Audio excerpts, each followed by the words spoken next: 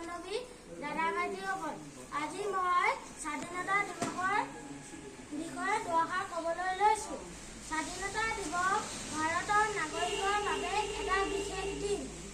এই দিনটো 1947 চনৰ 15 আগষ্ট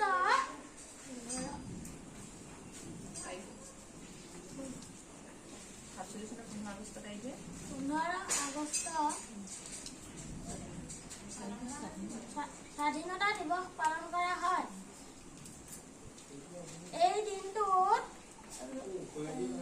বিভিন্ন কাৰ্যসূচী আৰু অনুষ্ঠানৰ আয়োজন কৰা হয়। দিল্লীৰ লালকিল্লাত প্ৰধানমন্ত্ৰীয়ে ৰাষ্ট্ৰীয় পতাকা উত্তোলন কৰি দেশবাসীক সম্বোধন কৰে। বিদ্যালয়, মহাবিদ্যালয় আৰু অন্যান্য প্ৰতিষ্ঠানসমূহতো স্বাধীনতা দিৱস পালন কৰা হয়। বীৰসকলৰ ত্যাগ আৰু সাহসৰ বাবে আজি আমি স্বাধীন। সেয়েহে আমি তেওঁলোকক অতি শ্ৰদ্ধাৰে